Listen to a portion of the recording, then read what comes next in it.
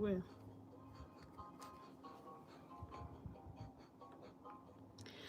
All right, and I check mazuna vote 104.3 FM nekene gina sigedalo kiso no yela ino basinketa.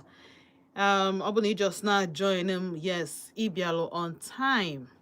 Obuni just not join him. Ibi on time makana. I'm a picture be mo phone line. Yota guy can ebido in terms of collect our contributions. The kotos we bastalo. Yenji makia we no basinketa.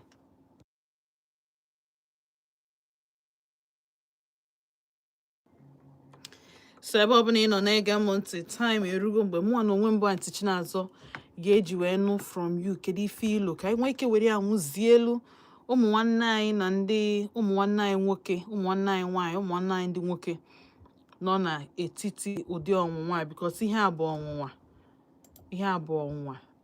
ekwubugo m ya before sị na ọ bụrụ na ị bụ nwoke ma na ofu nwaanyị adịghị ezuru gị jiri n'oge gwa nwaanyị ịnụ ma nwaanyị chọrọ ịnụ it should be a decision. O kwesịghị ịbụ deceit. O kwesịghị ịbụ ihe ọ ga-awụ later on na the marriage o wee bịa discover waba. I kwesịghị isi otu a wee ya anụ second wife na ọ bụ na ị chọrọ ịnụ second wife.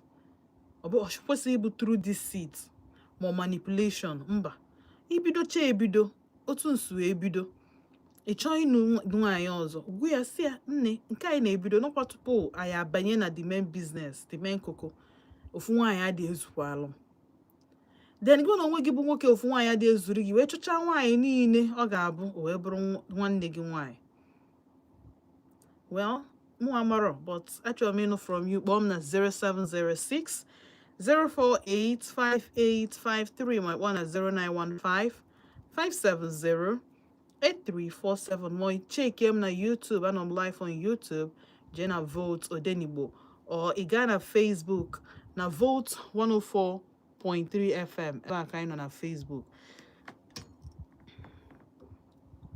Hello. Mbadamake. Evening, Kekime. Ifo, Kekwan.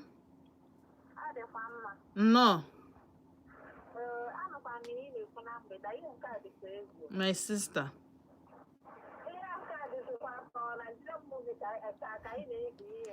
Oh, I am.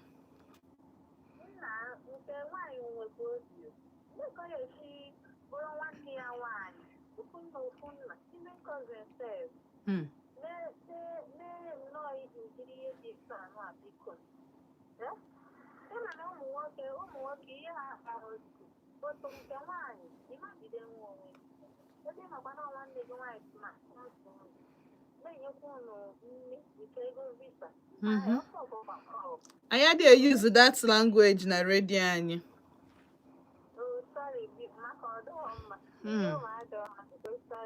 Nsogbu adọrọ. Daalụ sọ. So ọ na-akọwata nọọ mmebi ka o ji emebie ihe na ihe ọ ma adọrọ mma ọ bụrụ ihe nwanne kwesịrị ime nwanne ya. Nwanne gị nwaanyị si Naijiria kpọgote gị obodo oyibo gị bịa n'udo ụmụ ya anya bụ ndị bụ your niece ụmụ nwanne gị ụmụ nwanne nwaanyị gị ụmụ nwanne gị gị bịa n'udo fe anya isi na ya ịnala ya di ya nwee audacity n'elu ya. Ọ dị audacity for me. Hello. Mgbede ọma. Evening, ka ime? No. Jennifer from Ugwaji, no. Oh. Oh, thank you for calling. Dalo.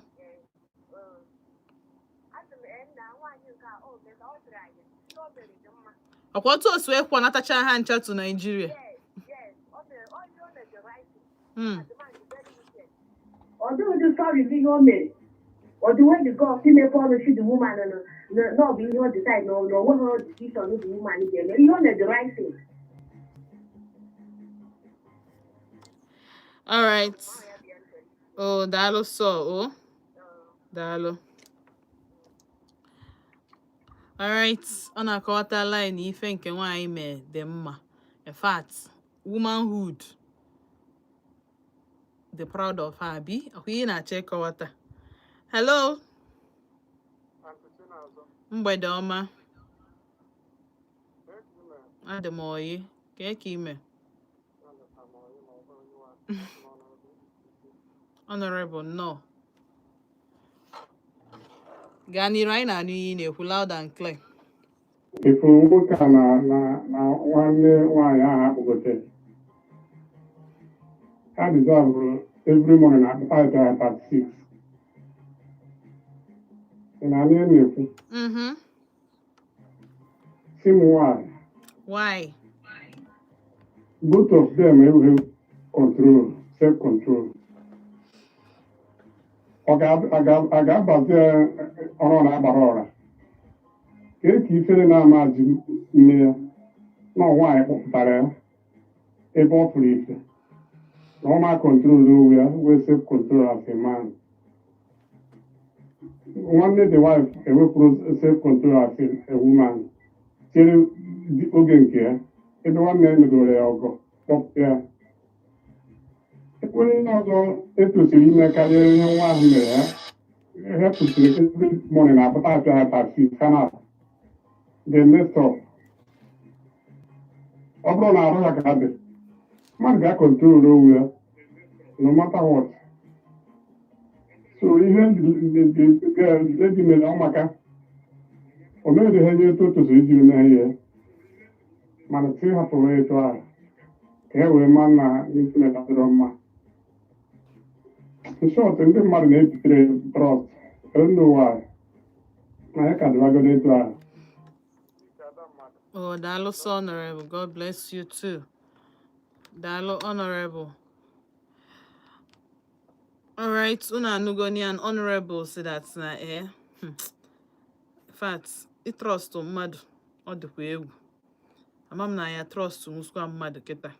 The way one negi why? Imono.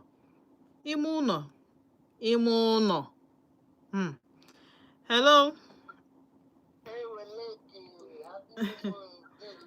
I wish you the best. Cake ime. Adem mama.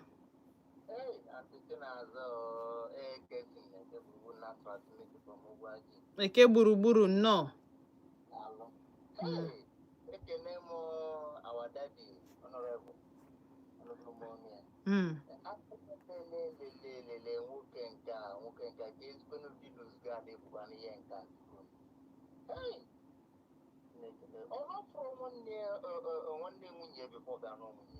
Ikewu.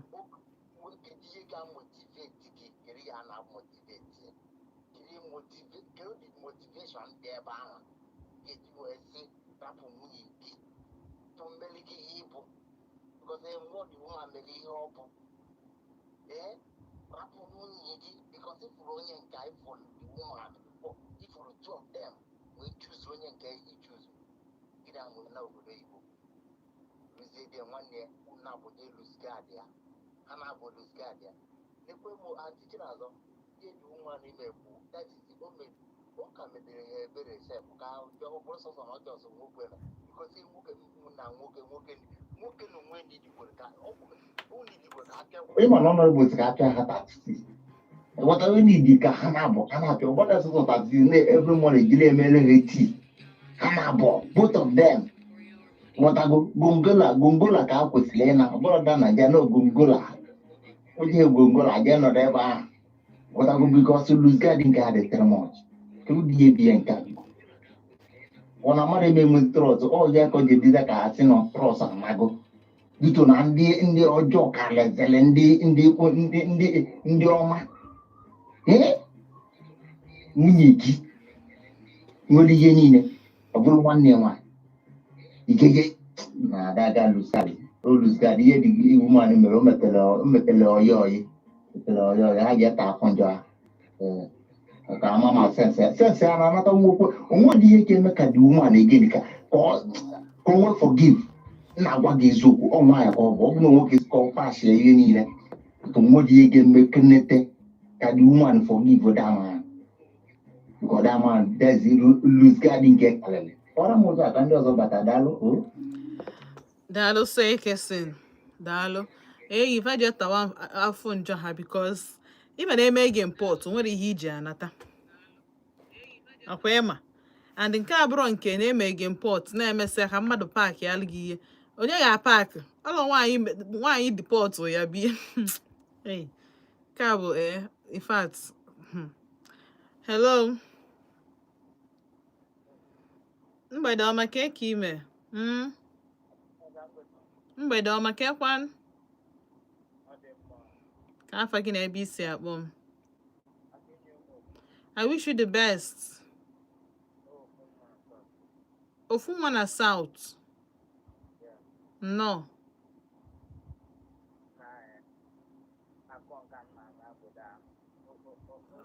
Ọ gbagotere my brother.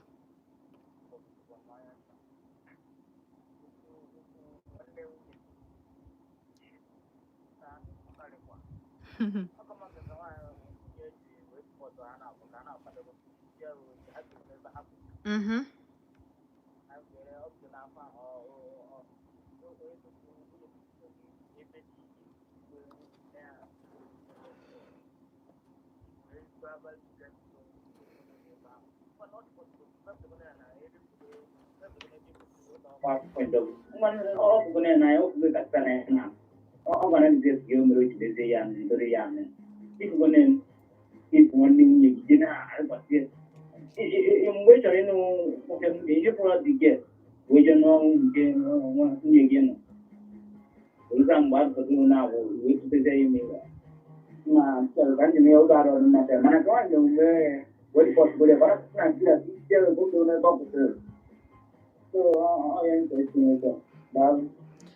Daalụ sọ.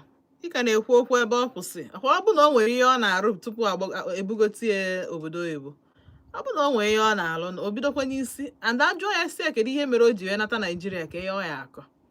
Na idinelu nwanne nwunye gị. Ọ dị ime. In fact, the girl dị ime o wee nata. So, amụọ nwa kịta asị na ọ dị nwanne ya nwaanyị. Bie tụbara ya ime ka ọ na ọkọgheli ihe ọkọgheli maka na anọ obodo oyibo. Ọ bụ na ọ na Naijiria ka ụdị ya ma ya na-akọ ihe a na-akọ. Ọ ya na-akịa. Some people just dey ungrateful. And ihe adịrọ gender based ma nwoke a na-afụ ya na nwoke na-afụ ya na nwaanyị. Ihe afụ nwaanyị nwoke mechichala ya ihe at the end of the day jiri betrayal wee kwụghachi ya ụgwọ. Anya m ị na-anya ife a lot of men ha dị ekwezi enyelụ nwaanyị aka, ha dị ekwezi send nwaanyị to school. Ị ga-afụ nwoke nwaanyị ịlike ịma na inwe good intentions for that girl. Mana obi na-amapụ gị na onye a na-ezupụta ya mmadụ pịchapụta ya ihe eji mmadụ eme. Ndị ọdịmma mgbe ọ dịgolo gị mma a wee rịpụtawa ebe ha nọ. Mgbe ahụ nke nwaanyị adịzie confused, o chetezie na ịbụrụ level ya. Mana mgbe ị na-enye ya ego na-spend on ha, ọ na-analụ gị na-etinye n'akpa, na-ego hair, na-ego akwa, na-ego handout, na-ego textbook, na-akwụ school fees. Ọmakwa na-edere ọrịa mma. Izuchachachacha ya o wee fụzi onye ka gị mma.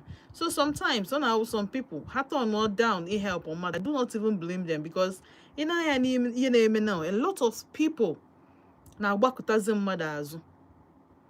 A lot of people unintentionally, but because psychologically that's it. Ọ bụ na ha experience gị ọ na o nwere onye nọfa na-akụ megoro experience full how the thing traumatized the person. Onye ama nchọ ka esi na akụkụ nke ya mụta lesson. Ọ ga-achọ ịmụrụ from nke onye ọzọ. Adọ ịmara ihe ọ ya kwesịrị ime. Adọ ya mere ife a lot of men asị gị nya jebegodu school mgbe o jechekwala school. Ọ ifu nwoke ọ dịbe ready for marriage mana ọ chọrọ ịnụ gị, ọ mana ọ chọrọ ịnụ gị mana any mistake na o nwere ike ilose gị. Ọ gị na onwe gị bụ nwaanyị ị dịbe ready for marriage nke nwoke jiri ụjọ kama nya zụba gị n'ime the marriage. Ọ zụbazie gị n'ime the marriage. A lot of reasons why people eje help mmadụ ibefa. Na-enu nwanne gị nwaanyị kpọgote gị si gị ngwa ma akwụ gị ụgwọ. Gị na onwe gị si mba na ịchọ ọkwụ ego ha na otu osu, which make me want to think self na ịdị sure na mmadụ na-aba enwere ifefa na-eme before. Ifu di na nwunye nwanne nwaanyị a because things they happen. Ifuru mmadụ na-aba enwe ike nke nwaanyị echekisie ka ọ bụrụ na nke nwoke bie suggest the self ka akpọta nani ya zigote nwanne ya nwaanyị. Ada ụmụ nwaanyị na-efeel na ha ka dị safe with nwanne ha nwaanyị nọ n'ụlọ with their husbands. And anyị ma n'obodo oyibo adịrọ ka ebe ọ ya wepụta nwaanyị apụọ ebe 8 nwoke apụọ ebe 8 bata ebe 5 nwoke abata ebe 5 ma ebe 6 ebe ike asị ọ bụ ka ọ bụ na nwoke na-alụ de nwaanyị a na-alụ night ihe na-aga n'ime abalị ha na-akọdụcha onwe ha alahụ ụra. Hey! Di mmadụ ọ bụrụ dị mmadụ di nwanne gị nwaanyị ike gwụ ifuru ọnwụ bụ ihe the only thing anyị enwero solution. Ifuru ka this lady say the pot onye ọbụla na-asị na ọ dị wicked. Hey, chezozie that na the lady na-pass through things and things are passing through her maka na some people na-apụta ihe na-emegode ha they don't look like what they are going through. Ifukwa na wax strong. Sometimes ọ na-adịkwanụ mma ka atọ on all the tables ka anyị mara ka ọ ya adị. Hello? Mgbede ọma ka eke ime wenite onu gị ọlụ dị nnọọ mma ka afa gị na-ebe ise onye from Ibagwa Express nnọọ ka ị nọ n'ime Ibagwa. Okay nnọọ gaa n'iru.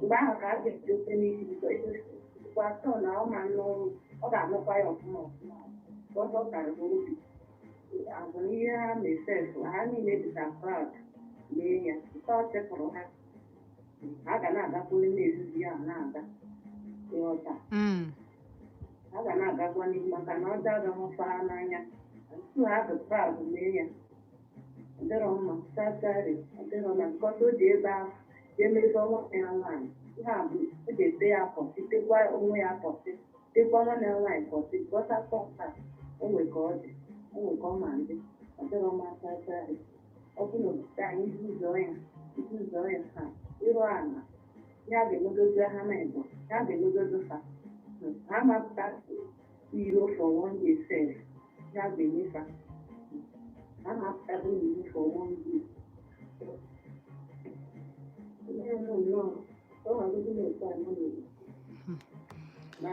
Bye bye my dear. Nne m ike gwụ abụrụ onye akọrọ onye nke akọkwuru sisel na nyanwa na-achọ onye ọ ya akọkwu olu nke n'ike gwụ nwaanyị ọkachi n'iwe erike anyị eme anyị a kedu ihe anyị emeelu mmadụ kedu ndị nke a wee meta mma. Hello? Gbatnata redio gị mgbede ọma ka eke ime. Bless you too. Daalụ. Thank you. Ka afọ gị na ebe isi akpa anyị? James from Ogbete. No. Ihe m chọrọ ikwu na ya bụ na the woman mere ọfụma in one way.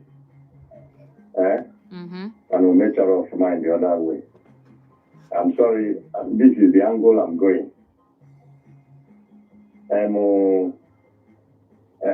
Ọ bụrụ mụnwa ihe m kara ime bụ nwanne nwaanyị a ka m ga-esi in the back m ga-adịpọt ọ bụrụ ije ewepụ anything ewepụ no nwanne onwe m ga-eje kwuo okwu ịdịpọt ya ozugbo ọ natawa because ọ bụrụ ya maka abịa mebie marriage anyị.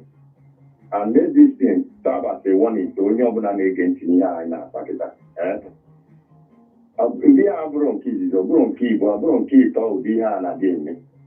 Ọ bụrụ ana na ị chọrọ ịkwọ naanị ka ọ ghara ịbụ onye onye ọsọbụrụ ya bụrụ na nwanne just like etu a onye nke a bụ nwanne ya ọsọbụrụ ya bụrụ na onye ya bụ na onye matured person because ọ na-emekarị na ịkpọrọ ana onye dị matured bịa onye gụrụ ogo ihe eji nwaanyị eme iwuriri bụ na die onye ahụ ọ bụ na onye ahụ ọ bụ na the person nwoke ahụ bụ onye na-adị enwe self control like honorable kwuru ụdị ha bụ ihe ga-eme hapụ because ọ bụrụ na obere nwa ka ọ kpọgotere ihe ahụ ma agadi mmadụ ma pụcha ndị bigodo ndị gbagotegoro na age a na-akpọgote ụdị ndị ahụ dị afọ naanị mana ọ bụrụ a young person dị matured ihe eji nwaanyị eme ịkpọọ ya asịrị naanị automatically ọ ga-anara gị dibi so ka ọ saa abụọ asị wọ na inye onye ọbụla ị na-akpọ naanị mara ụdị naanị ị na-akpọ ọ chọgoro ya bụrụ nwanne gị because o nwere ihe ga-eme ka ị were ji na ewu kpọchie ofu ebe ịkpọchie ha ncha niile ofu ebe isi na ewu ama nta ji ahụ ọsọ bụrụ na ị trenyere ewu ahụ ka gịnị ịghọtago onye ma ọ bụ na nwoke ahụ nwere self control bụ na ụdị ha abụrụ maka mụa ịghọtago mana ọ bụrụ na ọ bụrụ ihe ahụ o kwesịrị onye ọbụla ka anyị abụrụ adọm n'aka na ntị nye onye ọbụla ịchọ ịkpọ naanị akpọ na onye ịpụ n'orugo ogo ihe eji nwaanyị eme anwa bikọs ọ na-emekarị oke akwa last time mgbe anyị kpara nkata mgbe anyị kpara nkata gbasara ụmụ ejima na-anụ ofu onye ọkụ ya yes onwe and then when some people support ya si na onwere ihe ọjọọ bụ na a na-anụ onye nweta ndị si n'obodo ha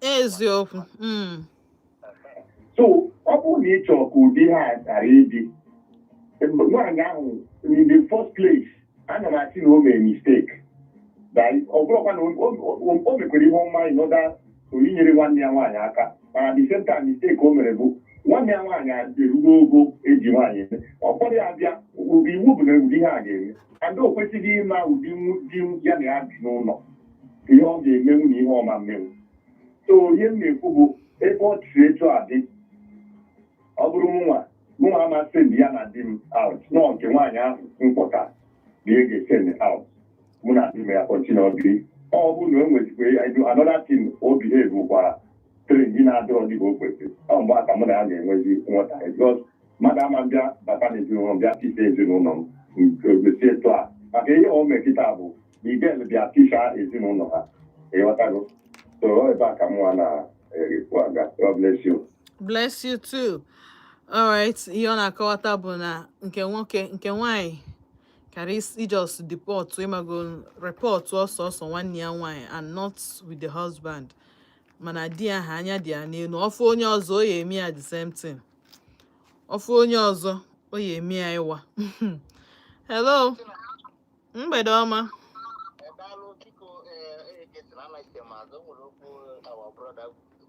okay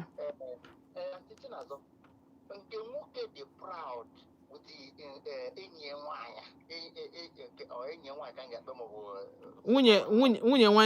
nwanne nwunye ya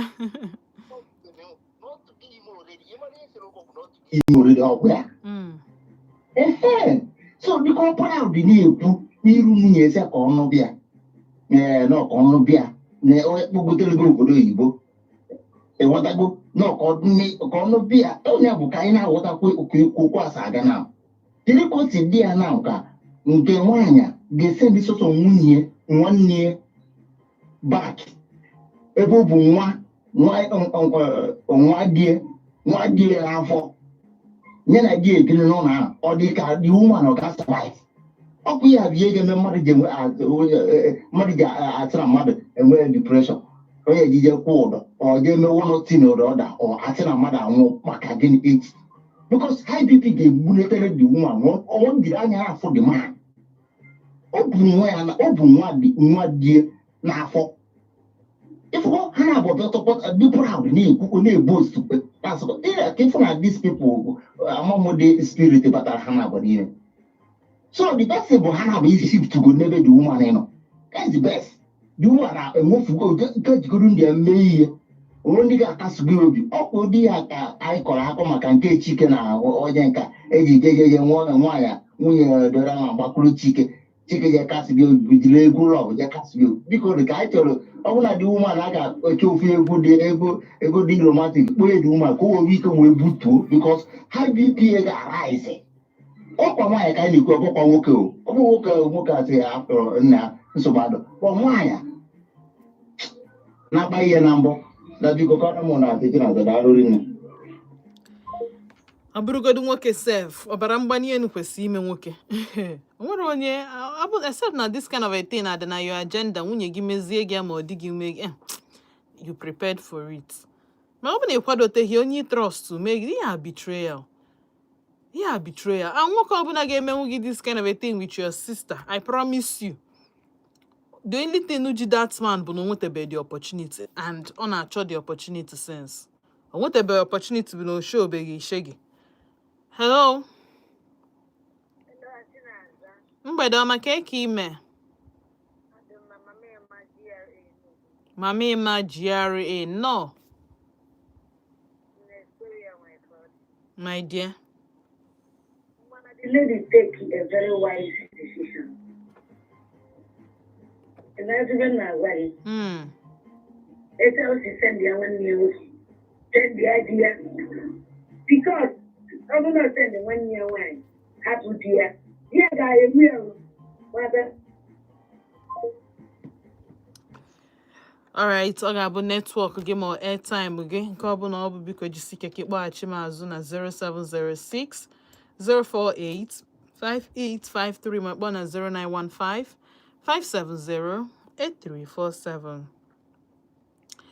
Hello. Mgbede ọma ka ime. Evening.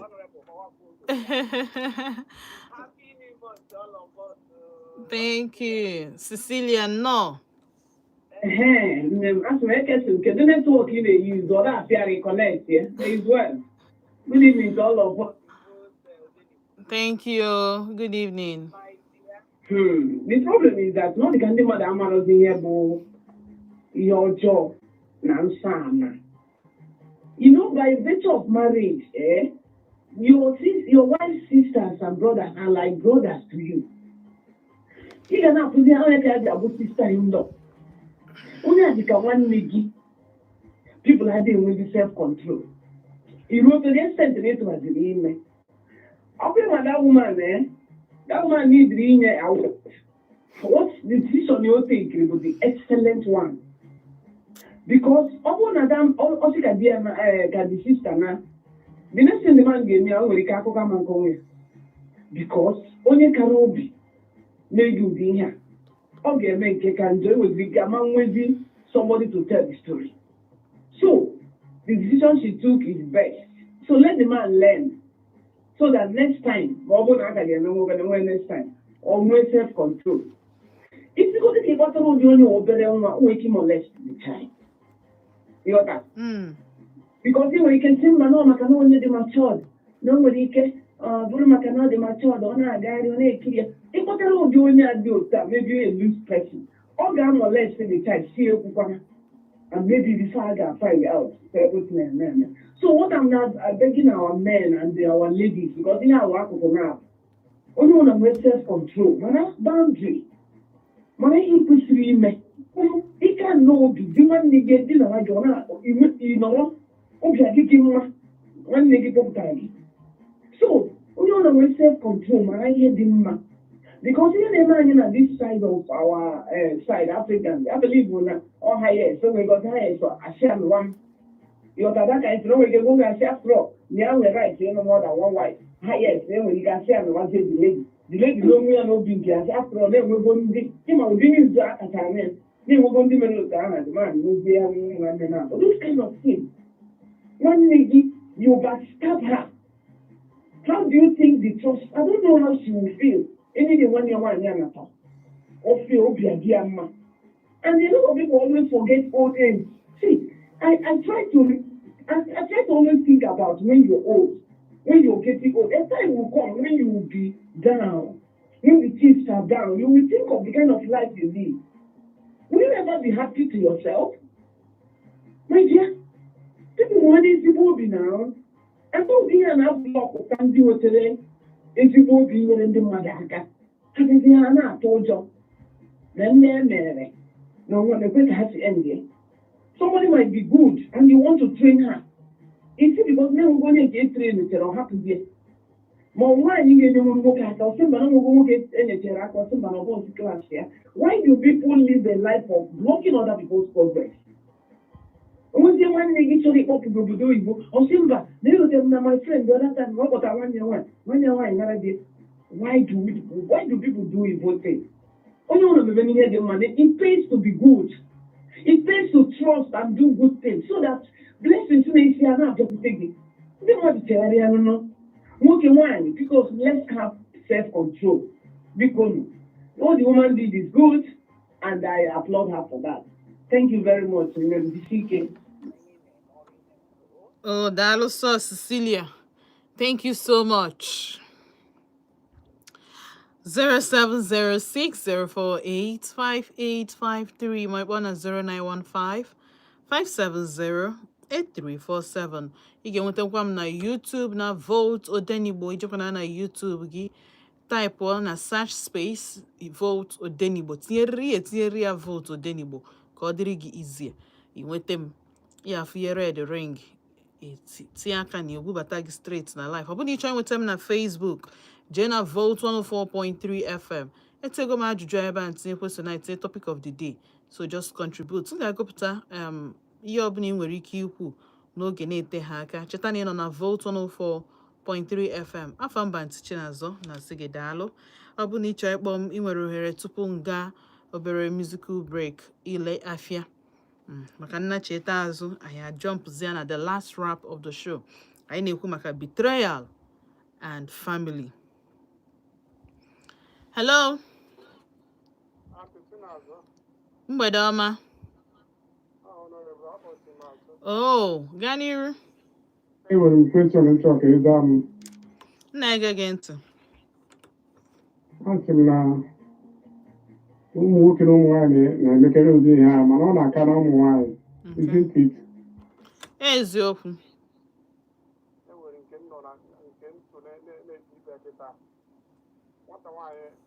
Ijiwa akwụkwọ n'ọsị 3 years. Onye kpọrọ akwa ga-ezuru ya na bịa emekowe nke na ọ tụgharịrị onye ahụ ime. Ha na-akwado ka jee kọọtụ. Kedu ihe kpatara ihe a ji abanye n'ime ụmụ nwaanyị? Onye kpọrọ akwa. Nyanwa bụ chief bridesmaid.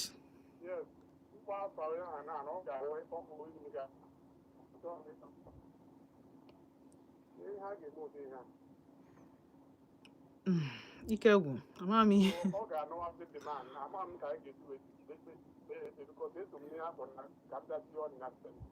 Okay.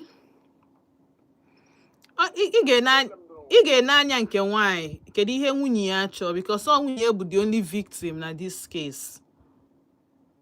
Ọ bụ na the woman achọghọzi ịnụ ya bụ nwoke, then nwaanyị nke ọzọ dere ya mma ya jee nụtọ nwazie nke nwaanyị ekperezi elu nke nwaanyị ekpere that she moves on. Ọnya ụmụ nwaanyị na-anụju.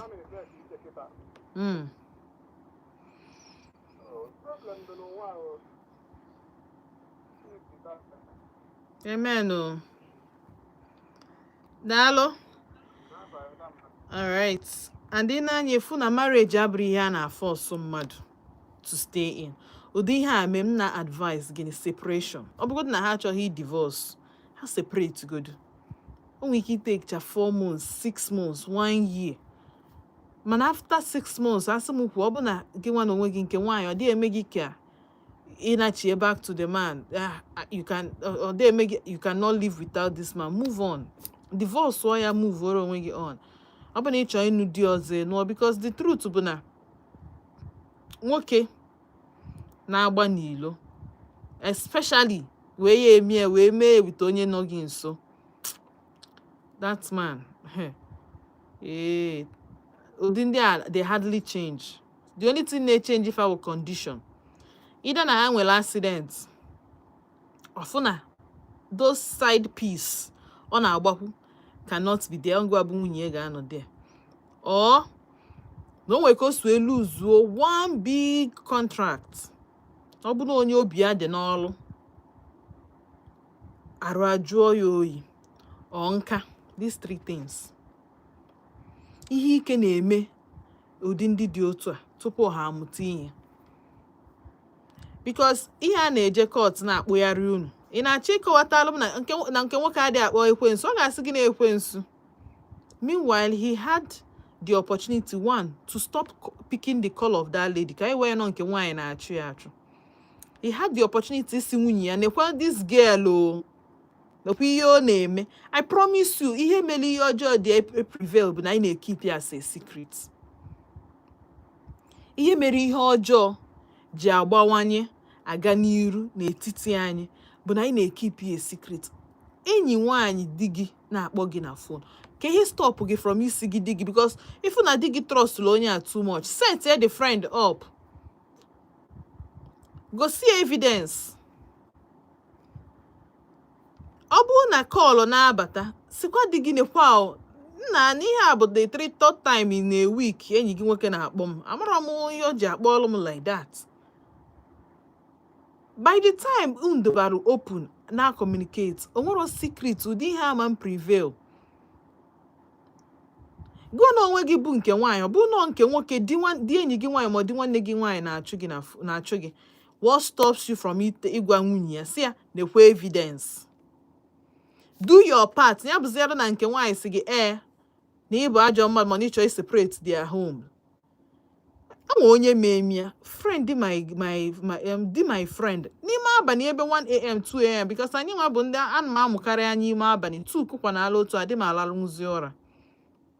Because especially nlarụ ụlọ before 9 m na-eteterịrị ebe 2 ma mụgide anya till 4 and m mụrụ anya from 2 till 4 ihe na-echek internet ka ihe na-eme mpụtazie na messenger ifo nwoke nugolu di nwoke nugolu nwaanyị njekwa wedding fan no with them for 3 days 4 days ka ọ na-asịzi m ha send my friend message si ya kedu ebe ị nọ sị m na ọ nọ na palọ sị kedu ihe ị nọ na palọ eme di gị na ọ na room na-achat m. Kedu ihe ị nọ na palọ eme di gị na ọ na room na-achat. Adị m ezo nke m ezo nzowi ezo ebe a ka problem dị. Because two things are involved. One day nwunye ya data phone ya ka wee fụ na gị na di ya na-achat. Ọ bụrụ problem. Or some screenshot go do the message. Screenshot or you send the earlier. Or just confront or the since then till today. I am not owing the husband. Oyen Diogo bu nwunye. Ejimi ogo honesty, truth and true friendship. Okwu ka ha ọ ka mma na ha sele okwu a nkịta karịa mgbe emekete because na I welcome wago the devil in. Agwago gị sweet nonsense. I allow go imepego room for nonsense. Mefe mara ya gị nwana onwe gị bụ nke nwaanyị adabanye na nya bụ ọnya. Ihe eme nke ahụ biye na separate marriage. All that one. Ihe ejezi gị na nwudi ya na-afụ without the wife's consent. More wife's presence. Ijezi na mefe mara ya banyewe n'ime room ọ nke ahụ biye na end marriage. Mana kwefuru nke ahụ na-ebido ozugbo ikwuo ya ozugbo okwu ka aya ese. I don't mind die buru m iru. Mana achọrọ m ka my friend pụta echi niile kwa obi chest ya sọ kwefuru Chinazọ mba leave it for her. Onye ama m bitere enwu mmadụ. Most of the akwa nne-eyi nyanwe biye na akwa alụm ya. Njekwensi ya nne m kwara m nnọkọtakwa ngwere gift gakwa. Ụdị mmadụ amago na nwere ihe ị ga-ezonwuri ọ dịrọ possible. But ọ bụ na ị chọọ ịgbasa marriage ịchọọ ịgbasa marriage your family, your sister, your brother, your friend, please continue hiding the truth. Gbagharịba ka mkpụrụ ihe. Mana agara ebe ọ bụ na nna na cheta azụ ka nje zụchala obere afịa mgbe nna chetakwala aza ibido ebe anyị kwụsị cheta na ị nọ na Volt 104.3 FM. Afa mba ntị Chinazọ na-asị gị daalụ.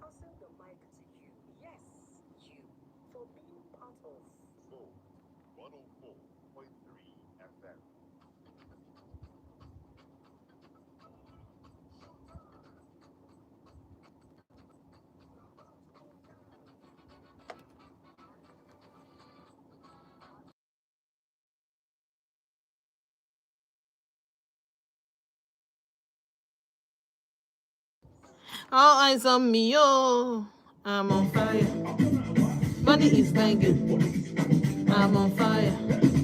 Skin is skinning, oh no, I'm on fire. My name is on high tension, I'm on fire. Hey, thank you, don't mention, I'm on fire. I dey live my life on my own terms, I don't send your papa, eh. Yeah, your way, yeah, ah. I dey live my life on my own terms, I don't send your papa, eh. Yeah, your way, yeah. When you talk about diamond, I'm sorry. I'm on fire. I'm on fire. I'm on fire. My name is on high tension. I'm on fire. Thank you, don't mention. I'm on fire. On my own terms, I no send your papa. Yeah, your way.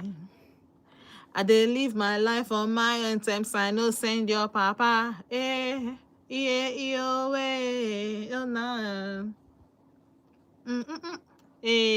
Ana kwa na-ekwu. Ebe epeta bụ n'anwụ. Ọ na-ekwu a na-akpọ.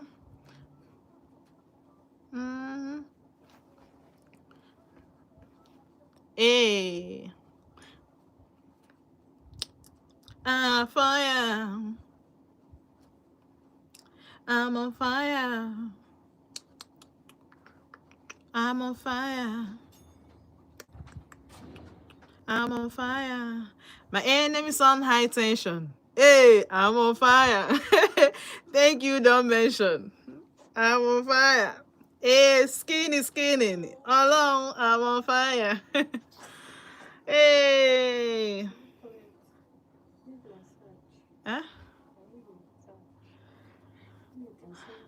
What people?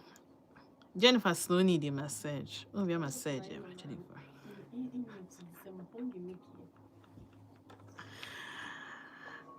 All right, Tana Chetukamazuna Volt 104.3 FM and the Eguana Bob Nancy. In fact, it was more than a map of Begua till 5:30. Una sim antichina's okay. I had the okay because I promise you, Cheso can't say Egua come these days. And the year can job na when you water lyrics say Egua go late. Una mecheche enjoy to fuya. Where you say enjoy. Yeah, I didn't like he join a bandwagon. I didn't like Imagoine so dini madini mufa. I like him muki. Or get chasiana. We to plan a skinny can give when we get here. I'm on fire. Hey! So if we're gonna go away, we're gonna I'll keep winning. I'm on fire. Dilu if I want to first of all, fane me. When you find me or megani or not yellow fan can go back to sender. So, but keep doing what you're doing, you will keep winning. Eyatago cheta ki happy kusi if afunenye gini on your table. Ndi nke anu akpotalo oversee. Ka Chineke nna nyelo fa aka chukwu yuzuo just one person but from two different families. The best thing they could do is betray onye nyelo fa aka. To me on nyela aka nwere eji nke nwanyị ihafu die na Nigeria nya nwa noro obodo oyibo. But because of photo obodo oyibo, you need somebody get no don we anya ka happy miss all or anything. So kama aye je kpowa nani n'obodo oyibo ka okpota nwanne nke out of trust. Tinye nwanne ya n'ọnụ ya ka onodo ụmụ ya anya out of trust. Nya bụ nwatakịrị nwanyị wee jaye elu die ike die wee rikpuo. I don't hear daddy enwe ihe bụ na nkịta lichele nsekporo n'ọnụ nke a bụ nke na-aka njọ. Inari eje without protection. Hey! Ew. The mother will audacity. Like, gina dim na-eme ka ihe. That means uncho ka ihe pụta unchọrọ ịgwa mbọtụ unchọ iji bomb. Unchọ ịtụm ya ka bomb.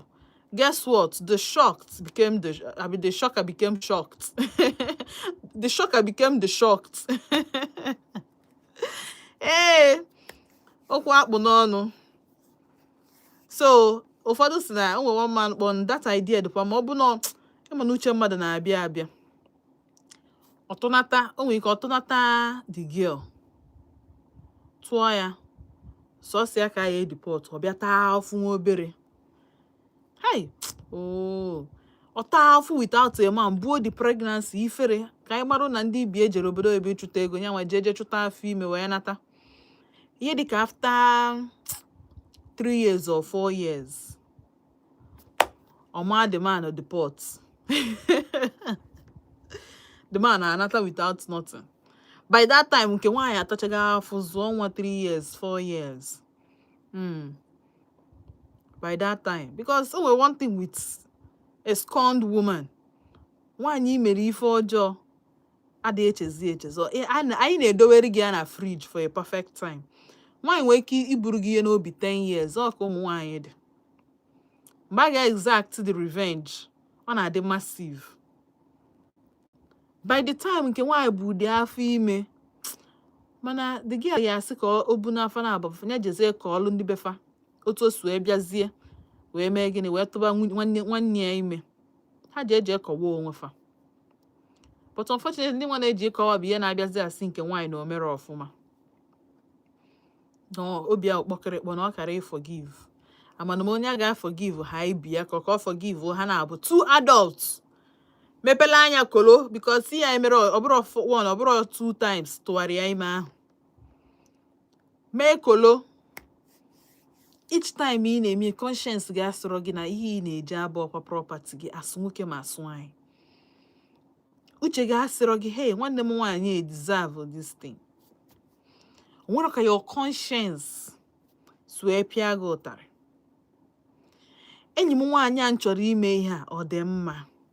Ọ bụ na ọmụ ka a chọrọ ime mma like ya. Di gị ahụ ọ dị nwanne gị nwaanyị ahụ ọ dị enyi gị nwaanyị. Gịwa na onwe gị nwanne nwunye gị ma friend nwunye gị. 2 full blown adults ji uche ha wee mee ihe ha mee. Ha chere eche. Ha planụrụ ya because nwere mgbe ha ji na-eme mgbe nwunye ya na ya. All premeditated events. Ha etufulu gaa na ma na nwunye ya na-apụ so time. So nwere onye nwee discipline. Nwere onye nwee self control. Nwere onye nwee the fear of God. Nwere onye nwee respect. Nwere onye ga keep trust. Nothing. Ha na-abụ yawuru human being. Anyhow persons. But it's well even inside well. It is well even inside well. A ga-eme ya. Afọ ka eme ka afọ. Nwaanyị mmadụ si ha mba because kedu anyị ga-eji na afọ de. But it's good ka ị hapụ the man kedu anyị ga-eji na afọ. Ọ ya afịa arụ to forgive. Enwe ike edowezie emechazie ọbụzie na ha decide ya na fa ga nke nwoke ya and ọ na-afịa arụ your distance ayọ.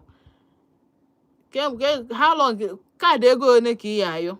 How long ka ị ga-anọ online? Data ego one ihe katakwa biko gị na chi gị. And otu o ship unu na-abọ down ihe mewezi unu ọ dịka ya ka ndị mmadụ evutela onwe fa course. Ihe dị otu a ihe kwesịrị na-agalụ gị ọfụma karịa ka o si na-agalụ gị but ị decide na ihe eme anyhow maka na ịwa na anyhow human being. Ọ dị ọkwa ma o nwekwe ka ọ dị na asị m kwuo. Mana ị akpọnwụ m na 07060485853 ma ịkpọ na 0915-570-8347 maka anọ m na the last wrap of the show. Ka anyị manye na anyị ga-wrap up nwete something ka anyị nwete value from today's topic. Hello. Good evening. Mgbede ọma ka eke ime.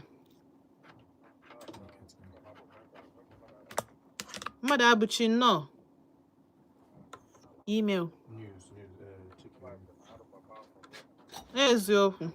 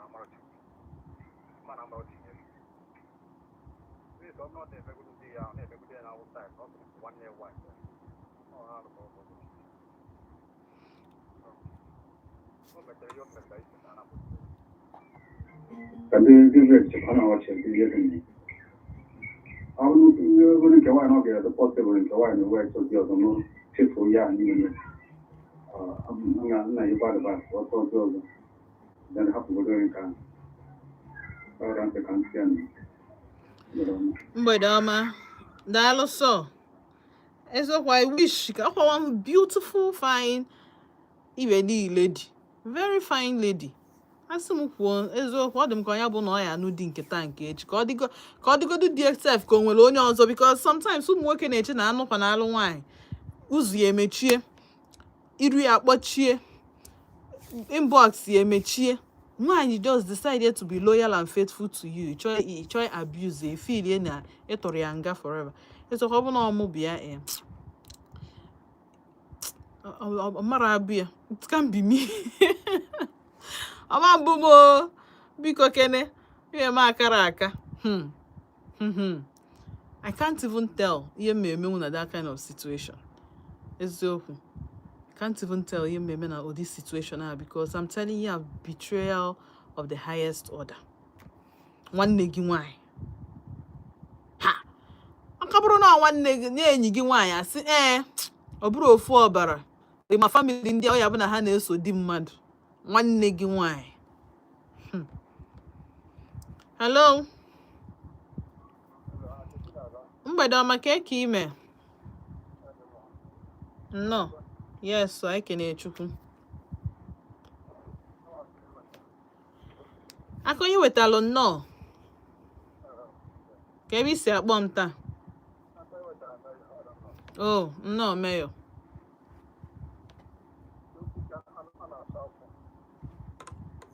onye ka mma na ọ nọ kịta obi ya lụbatara ya nwanne nwe ya wee na-eti president after 1 year 4 years 5 years obi ya nwanne nwe ya ga-edozi mụchara nwa ịmara na obi ya tọbata nwanne nwunye ahụ na-ewere pọzi na nwanne nwe ya na onye nwe ahụ emeziri ya no me gịnị tụ nwanne ya nwaanyị tiere ya poison na nni hey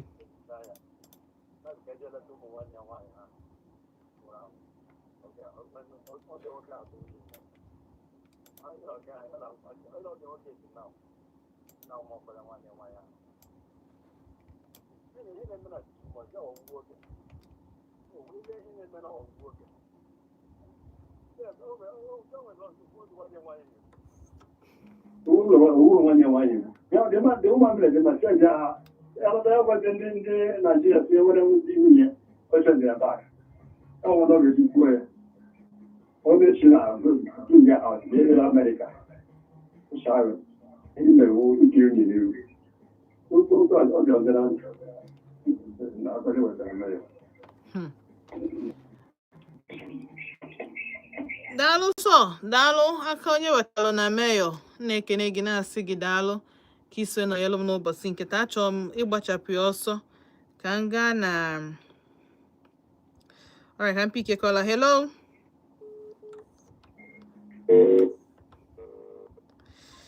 alright 0706-048-5853 ma kpọọ na 0915 570-8347 achọrọ m ịgbachapụ ọsọ banye na Facebook ka njeje malụ na ya enwelu meseji enwere ozi anyị nwere ebe ahụ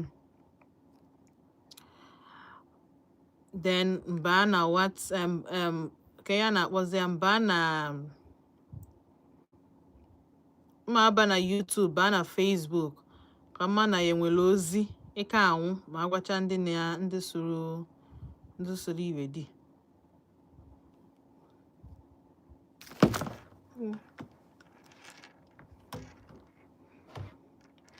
hello mgbede ọma ka eke ime echi ewo sorry gbanyalụ m adụ m mma ị nwezikwe nnukwu oge gaa n'iru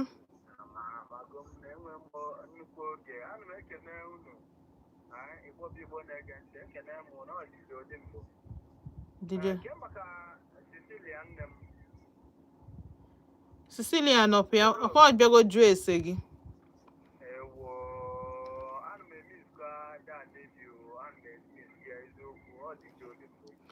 Did Olimbo gaa n'iru ga-alike ịnụ onu ya biko ya chọkwedi m na Facebook biko na Dilu ọ ga-enweta m na Facebook ọ tapụrụ na Dilu ọtago na Facebook ọ ga-enweta m so ọ ga-alike ka m na-akpa. All right, nsogbu adịrọ. Daalụ sọ. All right, anyị ga-eje na Facebook. Nwa fada onye nkụzi si ihe nke a gbahajuru mmadụ anya ma jọgbuo onwe ya na njọ. Daalụ na ndị Volta FM. Daalụ Maazị Nworie Chikwadoro m Osinachi si m chai nke a bụ omekitọrọ aghọtara m Igbo nke a dị anyị. Alright, Honorable Samuel anyị sị m Aunty Chinazọ daalụ ọlụ ihe mmadụ abụọ ndị a mere adịghị mma. Nwoke na nwaanyị bi n'ụlọ kwesịrị ịkpachapụ anya.